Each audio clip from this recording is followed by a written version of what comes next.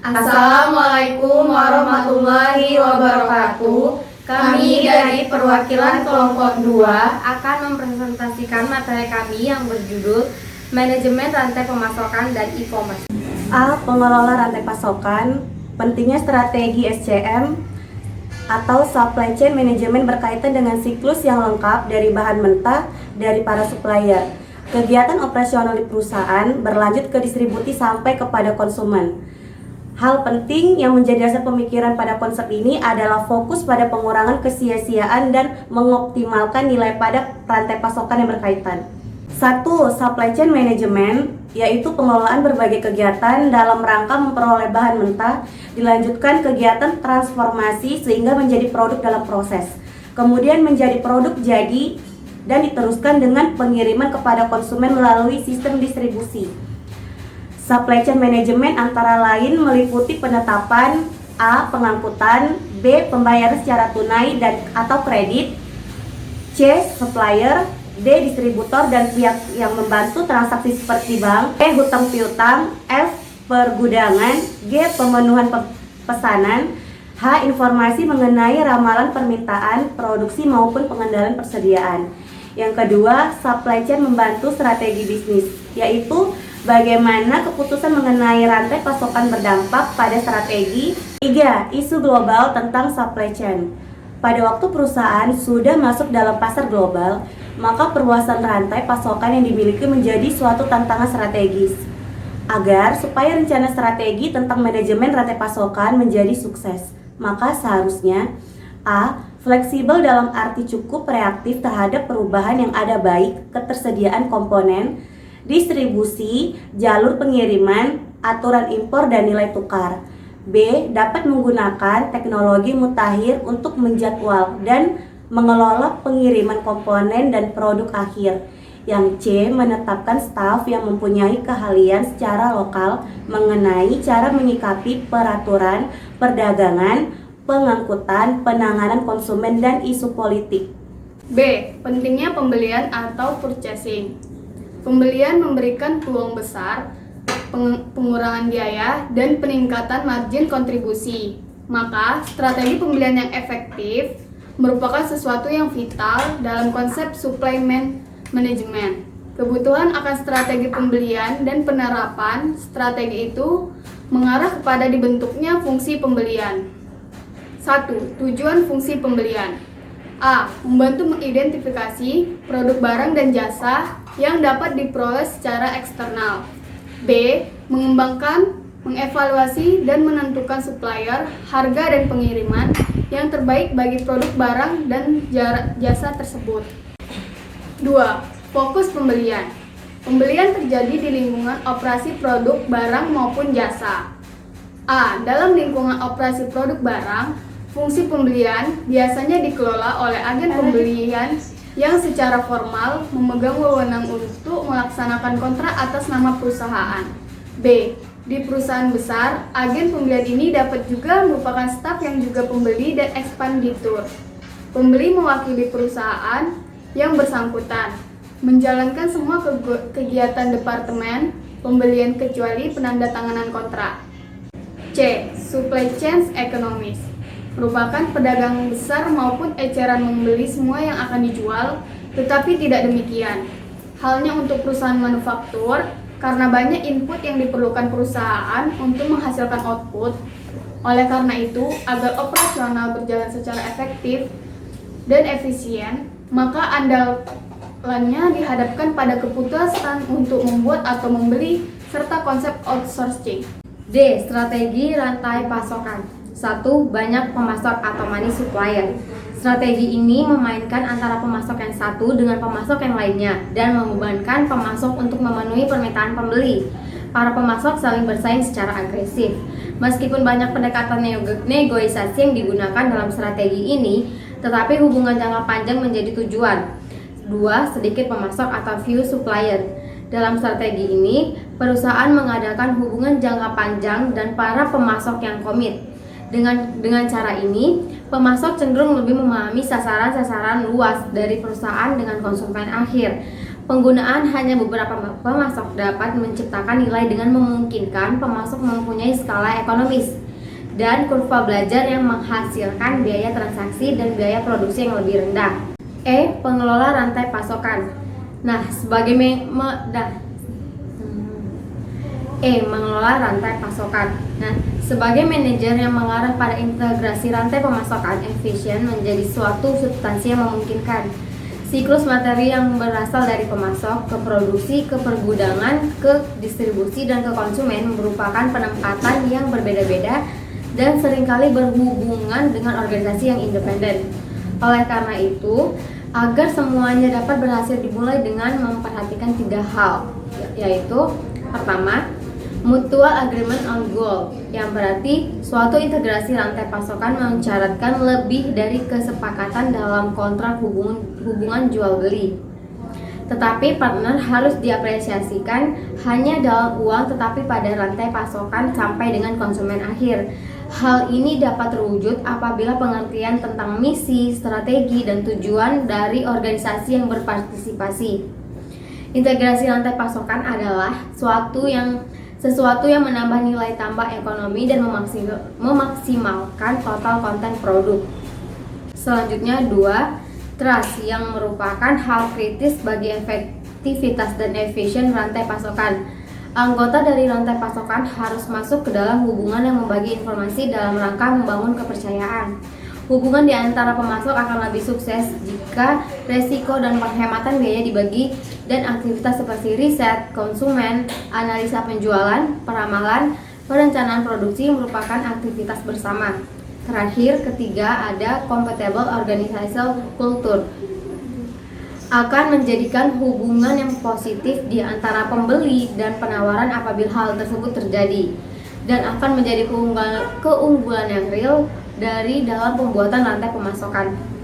Selanjutnya yaitu pertama, berbagi isu dalam integrasi rantai pasokan. Yang pertama ada local optimization, yaitu anggota rantai pasokan akan memfokuskan pada maksimalisasi keuntungan lokal atau minimalisasi biaya yang didasarkan pada pengetahuan yang terbatas. Kedua ada integritas, yaitu mendorong munculnya perdagangan di dalam rantai penjualan yang sebelumnya tidak pernah terjadi. Hal ini menimbulkan fluktuasi yang pada akhirnya menjadikan kelemahan bagi anggota. Wujud intensif berupa intensif penjualan, potongan kuantitas, dan kuota promosi. Yang C ada large lots, yang berarti seringkali terjadi bias yang mengarah pada large lots itu sendiri karena cenderung mengurangi per unit. Di satu sisi, jika pengiriman dalam jumlah yang banyak, misalnya ukuran truk penuh, akan mengurangi biaya per unit, tetapi tidak merefleksikan nilai penjualan yang sebenarnya. Ketiga isu tersebut biasanya memberikan kontribusi munculnya distribusi informasi tentang apa yang sebenarnya terjadi dalam rantai pasokan. Oleh karena itu, diperlukan sistem yang didasarkan pada informasi yang akurat tentang banyak produk yang benar-benar ditarik menjadi rantai pasokan itu sendiri. Bullwhip effect adalah fluktuasi kenaikan dalam order yang sering terjadi sebagai order yang bergerak melalui rantai pasokan yang mengakibatkan kenaikan biaya seperti inventory, transportasi, pengiriman, dan penerimaan. Pemilihan vendor atau penjual. Suatu perusahaan mungkin memiliki kemampuan di semua bidang manajemen. Walaupun demikian, fungsi operasi memerlukan adanya hubungan dengan vendor yang sempurna. Agar hubungan tersebut efektif, maka perlu dilakukan 3 proses, yaitu yang pertama, evaluasi penjual. Tahap ini mencakup kegiatan pencairan penjual potensial yang penentuan kemungkinan penjual tersebut menjadi pemasok yang baik. Penilaian dilakukan dengan pertimbangan berbagai variabel atau faktor yang dipertimbangkan untuk memilih penjual, yang mana tiap variabel diberi bobot tergantung pada kebutuhan organisasi. Yang kedua, pengembangan penjualan. Apabila perusahaan sudah memastikan akan melakukan jasa penjualan tertentu, maka cara agar pemasok dapat diintegrasikan ke dalam sistem yang berlaku adalah dengan memastikan bahwa penjual menghargai kebutuhan akan mutu dan kebijakan memperoleh bahan baku. Yang ketiga yaitu negosiasi. Strategi negosiasi terdiri dari 3 jenis. Yang pertama, model harga berdasarkan biaya yang mengharuskan pemasok tersebut terbuka kembali pada pembeli. Yang kedua, model berdasarkan harga pasar. Harga yang didasarkan pada publikasi atau indeks. Yang ketiga, perebutan tender. Terjadi pada kasus di mana pemasok tidak tersedia membahas biaya dan tidak ada pasar yang mendekati sempurna. G. Internet purchasing. Kadang-kadang disebut sebagai e-procurement, yaitu order yang dilakukan melalui komunikasi atau menyetujui katalog vendor yang didapat melalui internet untuk digunakan oleh karyawan dari perusahaan di bagai pembelian. Yang H. Material management, suatu pendekatan yang mencari efisiensi operasional melalui integrasi semua memperoleh material, pergerakan, dan aktivitas penyimpanan. Potensi adanya unggulan kompetitif adalah karena terjadi pengurangan biaya dan peningkatan pelayanan konsumen. E-commerce dan manajemen operasional. A. Internet adalah jaringan komputer internasional yang menghubungkan orang dan organisasi di seluruh dunia. Dengan ditemukannya internet yang merupakan hasil kemajuan yang sangat pesat di bidang teknologi informasi dan komunikasi, maka kegiatan operasional antar perusahaan tidak terbatas pada satu tempat saja. Dengan menggunakan internet, maka pemikiran bisnis tentang pengiriman nilai ke konsumennya, interaksi dengan supplier, dan juga mengelola tenaga kerjanya dapat dilakukan dengan cepat dan efektif. Oleh karena itu, pada era sekarang ini banyak perusahaan yang telah memanfaatkan jasa pelayanan internet untuk menunjang kegiatan bisnisnya. Demikian pula dalam manajemen operasional di perusahaan. Elektronik komersial bisa disingkat menjadi e-commerce, yaitu menggunakan jaringan komputer, terutama internet untuk melakukan transaksi jual beli produk baik berupa barang maupun jasa, serta informasi. Hasil dari e-commerce berupa jangkauan operasional yang meluas maupun pelayanan biasa elektronik yang murah. Karena melalui e-commerce, maka informasi di antara kegiatan bisnis dan teknologi dapat cepat berkembang. 1. E-commerce. Dalam terminologi e-commerce yang populer, transaksi yang dilakukan didasarkan pada beberapa jenis, yaitu 1. Business to business atau B2B, yang biasanya diterapkan pada transaksi bisnis, organisasi nirlaba atau pemerintah. 2. Business to consumer atau B2C, berupa transaksi e-commerce di mana pembelinya adalah individu. 3. Consumer to consumer atau C2C. Di sini konsumen menjual secara langsung ke orang lain sebagai konsumen individu melalui periklanan elektronik atau auction site atau lewat agen. 4. Consumer to business atau C2B. 2. Manfaat dan keterbatasan e-commerce melakukan transaksi menggunakan cara elektronik memberikan beberapa manfaat, diantaranya adalah sebagai berikut. 1. Biaya informasi lebih murah. 2. Akses 24 jam. 3. Kesempatan perluasan terbuka. 4. Menurunkan biaya penciptaan, proses, distribusi, penyimpanan. 5. Mengurangi biaya komunikasi. 6. Memperkaya komunikasi daripada secara tradisional. 7. Pengiriman secara digital untuk produk seperti gambar, dokumen, software. 8. Meningkatkan fleksibilitas lokasi. Beberapa keterbatasan yaitu antara lain: 1. Kurangnya keamanan, reliabilitas, dan standarisasi. 2. Kurang privasi. 3. Tidak cukup luas dalam arti transaksi masih lamban. 4. Integrasi dengan software, maka perlu database yang merupakan tantangan. 5. Kurang adanya kepercayaan karena integritas tidak terjamin. Dampak terhadap desain produk. Dampak yang paling besar dengan adanya internet, maka akan memperpendek daur hidup suatu produk, sehingga memaksa persaingan berdasarkan waktu, seperti yang telah dibahas pada topik desain produk. Manajer operasi harus melakukan akselerasi dengan cara mengelola data produk melalui internet. Komunikasi dan berkolaborasi baru dengan cara menggunakan alat engineering yang lebih canggih dan konfigurasi manajemen untuk memperluas rental pasokan. Akurasi data supplier, subkontrak, dan partner yang strategik menjadi lebih penting di era globalisasi. Kompleksitas dalam mengelola pengembangan produk dan meningkatkan definisi produk sebagai tanggung jawab desain bergeser dari sentralisasi ke arah pengembangan tim.